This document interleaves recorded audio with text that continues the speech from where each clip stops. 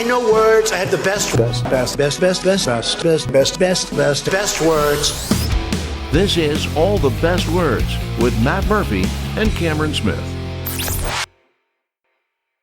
And it was during one of Obama's shutdowns where they, and I have pictures of this. People, I tell this story, people think I'm making it up, where you go on the National Mall, you've been on the National Mall plenty.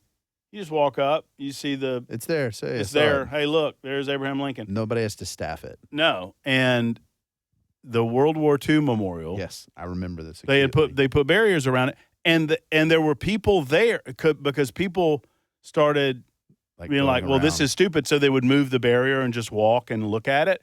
So they staffed it to tell people they couldn't do that. So they staffed a non-staffed monument during a shutdown to tell you couldn't look at it. Because that's right. Yeah. Because that checks out. That's government.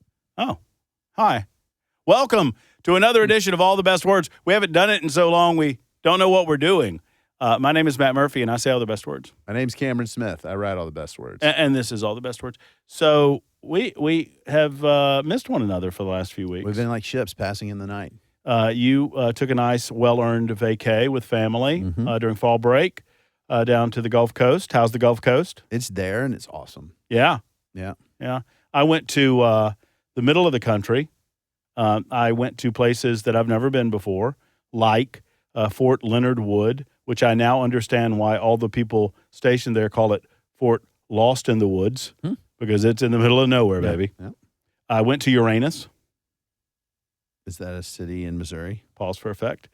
It's not really a city in Missouri. It's kind of a tourist trap. So annoyingly lengthy history lesson here, but it's actually pretty interesting. So I had just watched a documentary on Route 66, where Route 66 went from Chicago to Los Angeles, and it kind of goes in a kind of a curve, if you imagine the United States of America. Get your kicks on Route 66. And it went through portions of Missouri. And parts of Route 66 were made out of older roads that were over mountainous areas and were pretty treacherous. And so there was a recognition that we needed a better way of doing this with bigger trucks coming along. So they created it. When the interstate system came along, right? The Eisenhower interstate system, they built I-44, and there's some other portions which took over portions of Route 66, but then veered off of other portions. So there's still parts of the road that are still there. They just don't call it Route 66 anymore.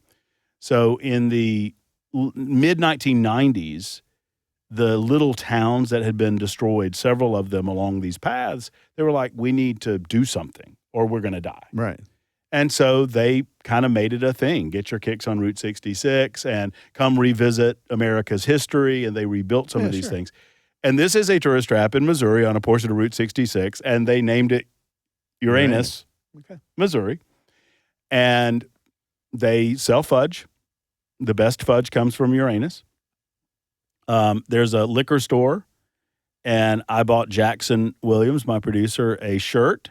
It says Uranus Liquors, poker in the front, liquor in the rear.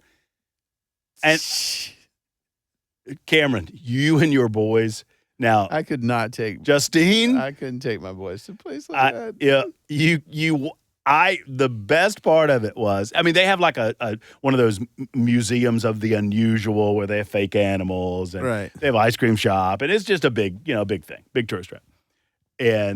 But you watch, and the grown men and their sons does not get old. They could stay there for hours. Giggling. Making the jokes and giggling. And the women, after about 20 minutes, are like, we need to go. We need to leave here. So, so I got a nice sticker that said we had great fun in Uranus. So what's your word? Oh, my word is shutdown. My word is shutdown. So I did experience shutdown during my trip. I don't know how many of you know this, but the government shut down. Yeah, I've heard that. I've heard that as well. And apparently the Democrats are not getting the type of play that they want for this. But I've been dramatically impacted in as much as I went to St. Louis and I wanted to go up on top of the arch, and I was unable to do so because the visitor center and the tram rides were shut down. But I do think I saw the best part of the arch, which was the outside of it. This does not feel like any shutdown that I've ever been a part of. And I think mainly it's because the mainstream media does not believe that they can fully blame it on the Republicans. I don't mean to be so jaded about it, but I truly believe that.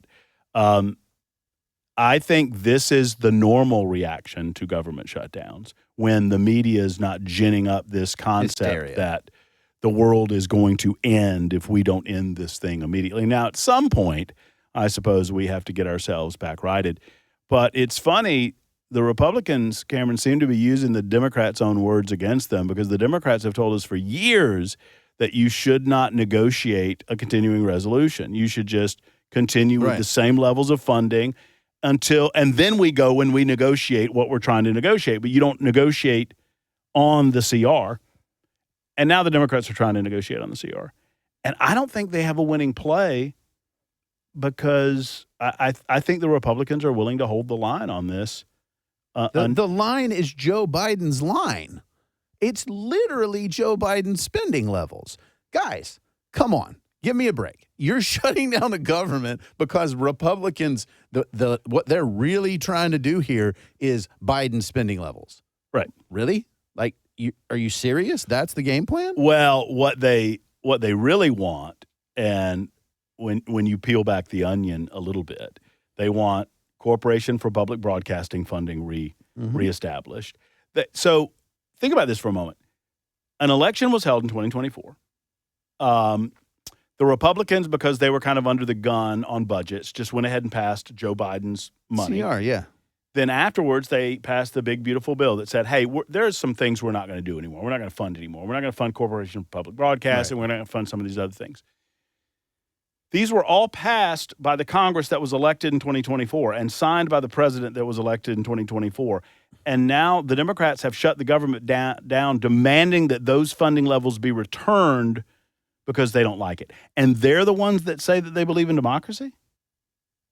Yes.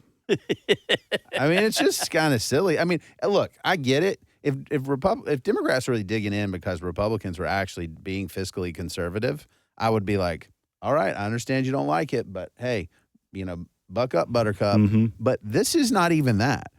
Republicans are like, hey, we're just going to do a short-term CR of Biden spending levels. Is that cool with you guys? And they're basically like, no.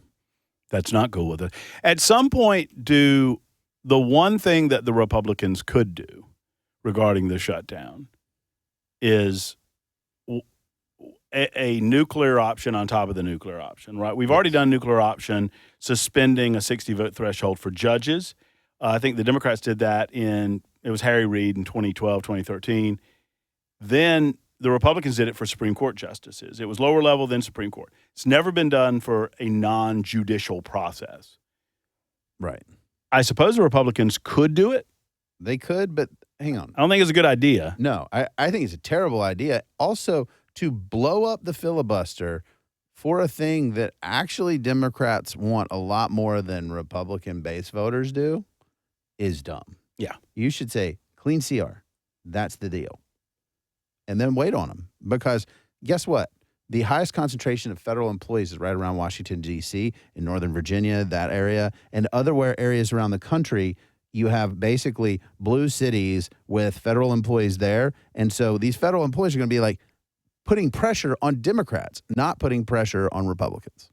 So I love the fact that the Republicans have one answer to every question about the shutdown, which is another reason I don't think we're hearing a lot about it from the mainstream media, and that is Chuck Schumer could open the government today. Yeah. Today. With the same spending levels that we had With Joe Biden. under Joe Biden. That's it. All right. Shutdown's my word. What's your word? My word's credibility. And I think it's really important for those of us who try to be honest about politics and criticize President Trump when we disagree with him or we think he's wrong. When he does something really right, it is really important to say, hey, that's a home run. And I'll tell you what, I've read these hostage reunification stories from the 20 or so hostages returned from Hamas. And one, they're gut-wrenching. And two, you realize that Trump's punch-you-in-the-mouth style works really well in the Middle East. And this was a major home run. I mean, to the knife that was stuck in Israel and was being twisted were these hostages, was having these hostages not come home. And that was a cause of so much violence. And so to take that knife out and say, hey, we're going to settle this down. We got a plan. Israel, you're not going to like everything. Hamas, you're done as a political powerhouse in Gaza. It's over. Sorry. Hey, other nations that want stability, come to the table. This is the best foreign affairs leadership we've seen in that region basically ever, in my opinion. And I think it's very, very important that the legacy media that looks at this, that they keep emphasizing the fragility of it all. No, I can't say that word maybe. I don't know. But, like, of course it's fragile. I mean, everything's been fragile. I think we can say no shit. I mean, it is. We can say no shit. It is. I'll say it. It is fragile, but that's what they're emphasizing. Well, and I always view the manner in which the media reacts to these types of things. You have to tilt it just a little bit. You have to move the scale because they're never going to give Donald Trump the full credit that he deserves on this. But for them to say, I mean, there were some Democrats that were unable to prevent themselves from giving him the credit he deserves. But yeah, when they say, well, yeah, sure, but fragility, I'm like, okay, that's a home run. I saw a meme and it's, it's silly and it's oversimplistic, but I think it goes to the heart of what you're saying. And it's George W. Bush, Barack Obama, and Joe Biden, and then Donald Trump. So those four faces in a row. And then there's a terrorist over here a Hamas guy over here. And George W. Bush says, hey, we need to negotiate. And the terrorist guy says, I'll blow things up. And then Barack Obama says, hey, we need to negotiate. And the terrorist guy says, I'll blow things up. And Joe Biden says, hey, we need to negotiate. And the terrorist guy says, I'll blow things up. And Donald Trump says, I'll blow things up. Right. And the terrorist guy says, hey, we need to negotiate. Well, because it's flipping the script and making sure that they understand that we'll allow Israel to destroy you if that is necessary. And what we miss on all the time and have missed for literally generations here has been that the Middle East is not the United States. The culture there is very different from ours, and the idea that we want to use our negotiating tactics in that culture. Donald Trump's "I'm going to blow things up" gets their attention way faster than come to the table. That's not a style that works well there. Well, and I thought, there was a question asked by a reporter in the White House in the aftermath of this, and they were asking, well, what happens if they don't disarm? Talking about Hamas. And Trump's answer was, we will disarm them. Right. And the reporter followed up with, well, how are you going to do that? And Donald Trump was like, do I really need to tell you? I'm telling you, we are going to disarm them. They will drop their weapons or they will drop themselves, basically. Yeah. I mean, and that's the message that part of the world, and I understand that the delicate snowflakes in the media pearl clutch when he uses language like that, but that's the type of language that many of those terrorist organizations understand. And importantly, to Trump, he's not actually committing to any specific action. He's just saying, this will happen. And so the media's like, well, tell us how. Well, no, I'm not going to do that. Like, I'm telling them I'm going to kick them in the face, and they better do it. And then they do. And well, and I think that as many successes as he has had in his first year of his second term, there's still some question marks. You and I talk about the question marks. Yeah. Will it ultimately be successful using tariffs as a negotiation ploy for other things around, these types of things? There's still a lot of questions Epstein about files. them. Good the grief. Epstein files, huge question mark. There is zero question that this is one of the most monumental events, and none of us know if it'll hold. And I understand, and I talked to a lot of listeners on my radio show that said, well, there's never going to be peace in the Middle East and all these types of things. I get that. I understand from a faith-based perspective that we live in that space, but there's peace today. Yeah. And it should be celebrated. All right, well, that's going to do it for us for this edition of All the Best Words. If I don't wrap it up now, Jackson's going to lose his mind because he's doing this. Okay, well, then we're done. We'll see you next time on All the Best Words.